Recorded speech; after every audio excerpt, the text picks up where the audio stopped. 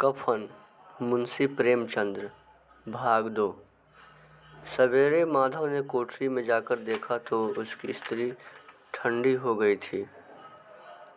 उसके मुंह पर मक्खियाँ भिनक रही थी। पथराई हुई आंखें ऊपर टंगी हुई थी। सारी देह धूल से लथपथ हो रही थी। उसके पेट में बच्चा मर गया था। माधव भाग हुआ घीसू के पास आया। फिर दोनों जोर जोर से हाय हाय करने और छाती पीटने लगे। पड़ोस वालों ने यह रोना धोना सुना तो दौड़ आए और पुरानी मर्यादा के अनुसार इन अभागों को समझाने लगे। मगर रोने पीटने का अवसर न था। कफन की और लकड़ी की फिक्र करनी थी। घर में तो पैसा इस तरह गायब था जैसे चील के घोंसले में मांस। बाप बेटे रोते हुए गांव के जमींदार के पास गए। वह इन दोनों की सूरत से नफरत करते थे। कई बोर उन्हें अपने हाथों पीट चुके थे। चोरी करने के लिए, वादे पर, काम पर आने के लिए। क्या है वे घिसुआ, रोता क्यों है? अब तो तू ही कहीं दिखाई भी नहीं देता। मालूम होता है इस गांव में रहना नहीं चाहता। घिसू ने जमीन पर सिर रखकर आंखों में आंसू भरे हुए कहा, सरकार, बड़ी विपत्ति में हूँ। माधव की घरवाली रात को गुजर गई। रात भर तड़पती रही सरकार। हम दोनों उसके सिरहाने बैठे रहे। दवा दारू जो कुछ हो सका सब कुछ किया।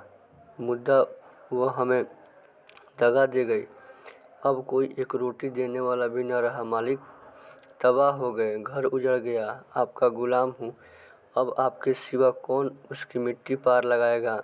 हमारे हाथ में तो जो कुछ था वह सब तो दवा दारू में उठ गया। सरकार ही की दया होगी तो उसकी मिट्टी उठेगी।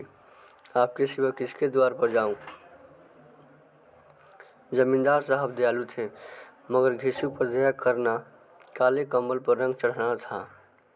जी में तो आया कह दे, चल दूर हो यहाँ से। यूं तो बुलाने से भी नहीं आता। आज जब गरज पड़ी तो आकर खुशामद कर रहा है। हरामखोर कहीं का बदमाश। लेकिन यह क्रोध का दंड का अवसर न था।